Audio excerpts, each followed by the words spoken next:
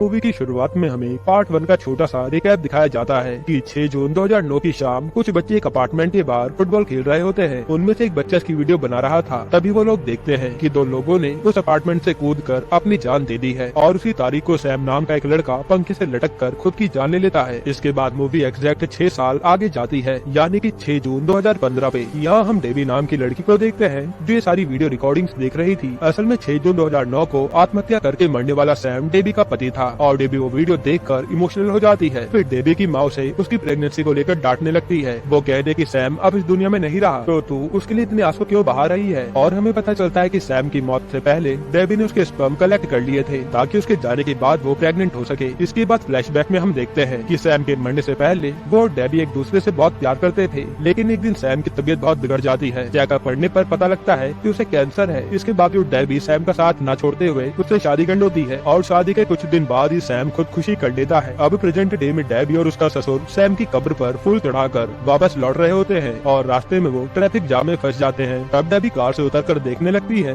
कि इतना ट्रैफिक क्यों हो रहा है, तो उसे पता लगता है कि एक पुजारी ने फांसी लगाकर खुदकुशी कर ली। ये नजारा देखकर उसे सैम का फ्लैशबैक आने लगता है। उसी वक्त उसकी टक्कर श्रीनिवास नाम के बंदे से होती है और फिल्म की पार्ट 1 में उसी पुजारी ने श्रीनी की एक बार हेल्प की थी। खैर फिर डेबी और उसके फादर इन लॉ किसी चाइनीज रेस्टोरेंट में जाते हैं और एक्चुअली ये रेस्टोरेंट इन्हीं का था। सैम का हमेशा से चाइनीज रेस्टोरेंट खोलने का सपना था जिसे उसकी मौत के बाद उसके पिता और उसकी बीवी ने मिलकर पूरा किया। अब आज क्योंकि सैम की डेथ एनिवर्सरी थी तो रेस्टोरेंट के सभी लोग उसके लिए कुछ देर का मौन धारण करते हैं। तभी रेस्टोरेंट के कैबिनेट से ढेर सारी स्पून्स नीचे गिरती है। उन्हें देखकर डेबी थोड़ा हैरान हो जाती है। डेबी को याद आता है कि जब सैम का ट्रीटमेंट चल रहा था और वो हॉस्पिटल में एडमिट था, तब एक दिन उसने डेबी को बुलाने के लिए अपने बगल वाली टेबल पर रखी स्पून को गिरा दिया था। उस समय उसने डेबी से ये भी कहा था कि मुझे जब भी तुम्हारी जरूरत होगी मैं स्पून को जमीन पर गिरा दूंगा। प्रेजेंट में अब कैबिनेट से उन स्पून को गिरता देख डेबी सोचने लगती है कि शायद सैम की आत्मा मुझसे कुछ कहना चाहती है और ये बात वो जाकर अपने ससुर को बताती है। वो कहती कि अंकल मैं सैम की आत्मा से एक बार बात करना चाहती हूँ। तब उसका ससुर कहता है कि तुमने 6 साल पहले भी तो ट्राई किया था ना उसकी आत्मा से बात करने का, लेकिन कुछ भी फायदा नहीं हुआ। डेबी कहते कि बस एक बार आखिरी ट्राई कर लेते हैं प्लीज। इसके बाद सीन हैदराबाद में शिफ्ट होता है जहाँ हूबहू श्रीनिवास जैसे दिखने वाले लड़के रघु को देखते हैं। यहाँ रघु के फादर की मौत हो गई थी और सभी लोग उनके गम में बैठे थे। रघु की एक स्टेप सिस्टर भी थी जिसका नाम ऐश्वर्या था। फिर उनका लॉयर दयालन उनके फादर की लिखी विल को सभी को पढ़कर सुनाता है तो हमें पता लगता है कि श्रीनिवास और रघु दोनों जुड़वा भाई हैं और परिवार के दबाव में आकर इन दोनों के फादर ने इनकी मां को छोड़ दिया था। खैर अब उनकी मौत के बाद उनकी 2500 करोड़ की प्रॉपर्टी में से 70% श्रीनिवास, 25% रघु और 5% हिस्सा ऐश्वर्या को मिलता है। इससे ऐश्वर्या बहुत गुस्सा हो जाती है। वो कहते कि 2500 करोड़ की प्रॉपर्टी में से मुझे केवल 5% हिस्सा, मैं कोर्ट में पेटिशन फाइल करूंगी। इसी तरह रघु भी अपने हिस्से से कुछ खास खुश नहीं था। फिर उस रात रघु लॉयर दयालन को बिल्डिंग की छत पर मिलने बुलाता है। वो कहता है कि ऐश्वर्या के पेटिशन डालने से पहले मैं ही पेटिशन डाल देता हूँ, मुझे भी प्रॉपर्टी में हिस्सा बढ़ाना है। दयालन कहता है कि पहले आप श्रीनिवास से बात करके देख लीजिए, क्या पता भाई होने के नाते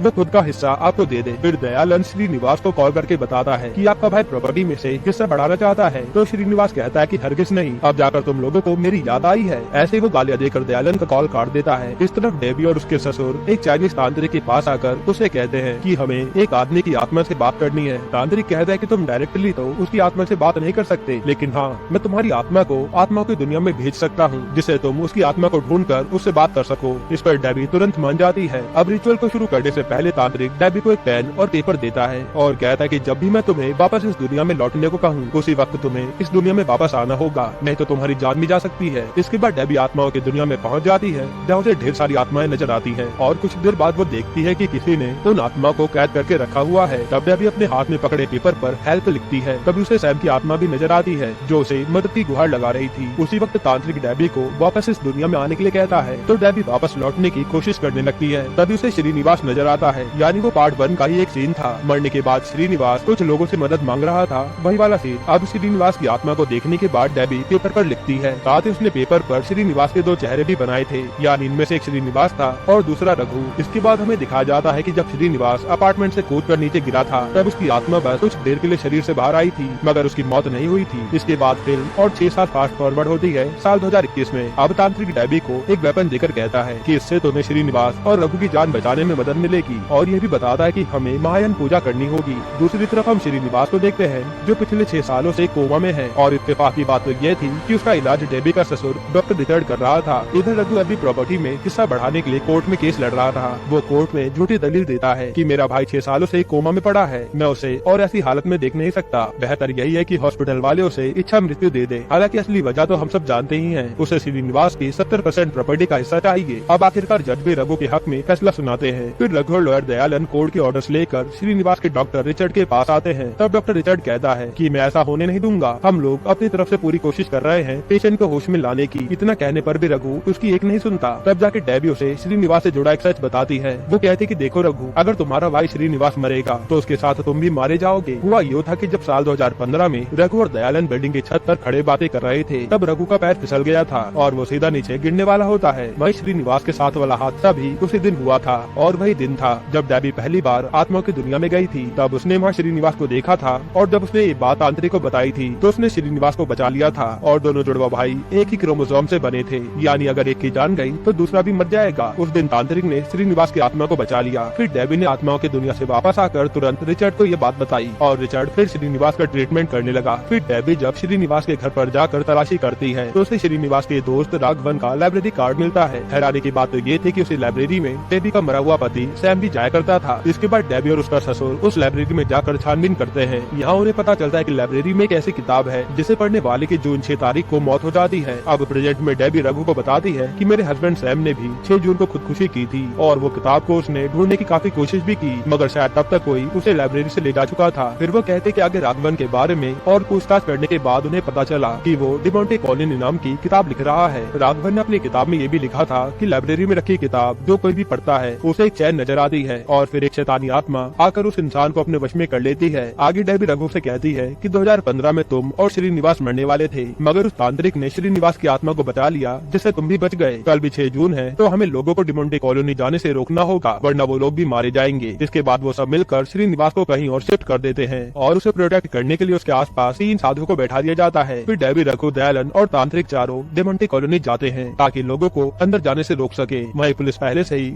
उस जगह पर पहरा दे रही थी। फिर कुछ देर बाद रघु को डिमोंटे कॉलोनी के अंदर से अजीब अजीब सी आवाजें सुनाई देती हैं, मानो कोई लड़कियां चिल्ला रही हो। और जो भी लोग अंदर जाकर देखते हैं तो इन्हें वहाँ 4 लड़कियां नजर आती हैं। उनमें से 3 लड़कियों को देखकर ऐसा लग रहा था कि उन तीनों के अंदर ही कोई आत्मा आ गई हो और पुलिस उन लड़कियों को तुरंत हॉस्पिटल पहुँचाती है। तब दयालन भी उनके साथ हॉस्पिटल जाता है। यहाँ डेबी लड़कियों से पूछना चाहती थी कि क्या उन्हें कोई चैन नजर आई, लेकिन वो लड़कियां उस समय बात करने की हालत में नहीं थी। इसके बाद डेबी रघु और तांत्रिक भी हॉस्पिटल जाने लगते हैं। तभी तांत्रिक उन तीनों साधुओं को कॉल करके मायन पूजा शुरू करने के लिए कहता है। साथ ही वो उन्हें एक सावधानी बरतने को कहता है कि जो वेपन उसने डेबी को दिया था वो पूजा के दौरान जमीन पर नहीं गिरना चाहिए, अगर ऐसा हुआ तो बहुत बुरा हो जाएगा। इधर चौथी लड़की बिल्कुल ठीक थी तो दयालन उससे एक सवाल पूछता है कि डिमोंटे कॉलोनी के बाहर पुलिस पहरा दे रही थी, इसके बावजूद वो लड़कियां अंदर कैसे गई? तो वो लड़की कहती है कि सर हमारे साथ ऐसी ऐसी अजीब घटनाएं हुई हैं, अगर मैं आपको बताऊंगी तो शायद आप मेरी बात का यकीन नहीं करेंगे। हम अपने रूम में किताब पढ़ रहे थे, हमने जैसे ही वो किताब पढ़ी वैसे ही उसमें से एक तेज रोशनी आने लगी और अगले ही पल हमने अपने आप को डिमोंटे कॉलोनी में पाया। पता नहीं हम हमारे रूम से अचानक डिमोंटे कॉलोनी में कैसे आ गए। इधर रेस्टोरेंट में कस्टमर खाना लेने आता है। तब डेबी जैसे उसे अंदर बुलाने रेस्टोरेंट का दरवाजा खोलने जाती है उसे तेज झटका लगता है। फिर रघु दरवाजे को छूता है तो उसे कुछ भी नहीं होता, मगर थोड़ी देर में उसे भी जोर का झटका लगता है और वो जो कस्टमर बाहर खड़ा था उसे रेस्टोरेंट के अंदर जो कुछ भी हो रहा था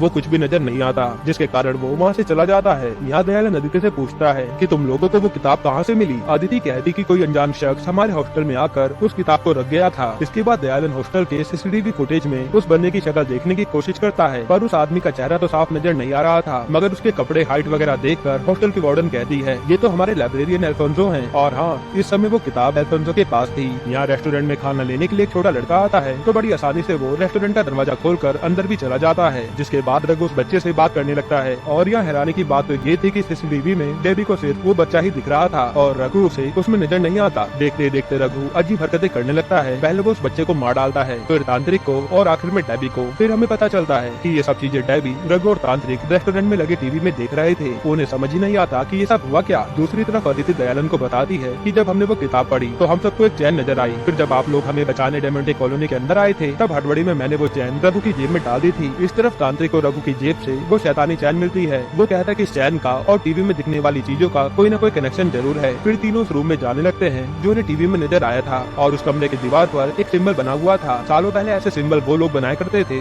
जो गॉड को नहीं मानते। ये सिंबल बनाकर वो शैतान की पूजा करते थे और लोगों की बलि देते थे। अब उसी रूम में इन तीनों को किसी के होने का एहसास होता है तो तांत्रिक तुरंत किचन में जाकर किचन का दरवाजा बंद कर देता है और वो डेबी और रघु को अंदर आने से भी मना कर देता है, क्योंकि वो उस चैन के ऊपर कोई पूजा विधि करने जा रहा था जो बेहद खतरनाक थी। फिर जब तांत्रिक उस चैन पर अपने खून की बूंदे डालता है तो चैन में आग लग जाती है। वहीं रघु का शरीर भी गर्म होने लगता है। दूसरी तरफ श्रीनिवास के पास जो 3 साधु थे वो महान पूजा कर रहे थे। इसी बीच दयानंद रघु और डेबी को कांटेक्ट करने का ट्राई कर रहा था, मगर दोनों ही उसका फोन रिसीव नहीं करते। यहाँ तांत्रिक की विधि के बीच ही डेमोंटी की आत्मा उसके शरीर में घुस जाती है और तांत्रिक के जरिए वो डेबी को नुकसान पहुँचाने की कोशिश करती है। फिर कुछ देर तक उनके बीच खींचातानी चलने के बाद आखिर रघु आकर तांत्रिक को छुरा घोंप कर मार डालता है। तब जाकर डेमोंटी की आत्मा तांत्रिक का शरीर छोड़ती है। तभी दयालन और अदिति रेस्टोरेंट आते हैं, मगर उन्हें भी रेस्टोरेंट के बाहर से कुछ भी दिखाई नहीं देता, जबकि असलियत में डेबी और रघु उनकी मदद के लिए चिल्ला रहे थे। लेकिन फिर रघु रेस्टोरेंट के दरवाजे को तोड़ देता है, मगर उस दरवाजे के पीछे भी एक और दरवाजा था और उस दरवाजे के पीछे एक और, यानी दरवाजे खत्म होने का नाम नहीं ले रहे थे। ऐसे में डेबी और रघु रेस्टोरेंट में ही फंस जाते हैं। वही दयालन को लगता है कि वो लोग रेस्टोरेंट में नहीं हैं, तो उन्हें कहीं और जाकर ढूंढना पड़ेगा। तभी ढेर सारे शैतानी चमगादड़ रेस्टोरेंट में घुस जाते हैं और डेबी और रघु पर हमला कर देते हैं। ये दोनों चमगादड़ों से बचने के लिए एक टेबल के पास जाकर छिप जाते हैं, जिससे चमगादड़ इन तक नहीं पहुंच पाते। असल में रेस्टोरेंट की ओपनिंग के वक्त तांत्रिक ने उस टेबल के पास गॉड की मूर्ति रखी थी और इसी मूर्ति की वजह से चमगादड़ इन तक नहीं पहुंच पाते। इसके बाद उन चमगादड़ों के बीच डेबी और रघु को सैम की आत्मा नजर आती है। सैम डेबी से कहता है कि तुमने टीवी में जो चीज देखी थी वो तुम्हें मैंने ही दिखाई थी, ताकि तुम्हें रघु की जेब में पड़ी चैन के बारे में पता चल जाए। फिर सैम डेबी को ये भी बताता है कि वो जो 2 महीने से प्रेग्नेंट है और वह दोबारा उसकी कोख से जन्म लेने वाला है, इसलिए डेबी को उसकी आत्मा को मुक्ति दिलानी होगी। रघु भी ये बात सुनता है और डेबी को जल्द से जल्द रेस्टोरेंट से बाहर निकलने को कहता है। दूसरी तरफ डेमोंटी की आत्मा श्रीनिवास के अंदर आकर साधुओं की पूजा में रुकावट डालने की कोशिश करती है। वही रेस्टोरेंट में रघु अपनी जान पर खेलकर चमगादड़ों के बीच से अपना फोन निकालकर डेबी को दे देता है। तब जाकर डेबी रघु के फोन से दयालन को मैसेज भेजती है और मैसेज पढ़ते दयालन समझ जाता है कि रघु और डेबी रेस्टोरेंट के अंदर फंसे हुए हैं। फिर वो अदिति के साथ मिलकर रेस्टोरेंट के अंदर जाने का रास्ता तलाशने लगता है। वही डेमोंटी की आत्मा कुछ और आत्माओं के साथ रेस्टोरेंट के अंदर आ जाती है और डेमोंटी रघु और तांत्रिक को उस शैतानी सिंबल पर लेटाकर उनकी बलि देने की तैयारी करने लगता है। अब क्योंकि तांत्रिक ऑलरेडी मर चुका था तो डेमोंटे पहले उसकी बलि देकर उसकी आत्मा को अपने वश में कर लेता है, जिसके बाद वो रघु की तरफ आगे बढ़ता है। दूसरी तरफ दयालन रेस्टोरेंट के ऊपर से रस्सी फेंक कर डेबी को ऊपर खींच रहा होता है और यहाँ श्रीनिवास के आसपास भी अजीब घटनाएं हो रही थी। वो पूरे कमरे को उथल पुथल कर देता है, जिससे तांत्रिक का दिया वेपन गिरने ही वाला था, लेकिन उनमें से एक साधु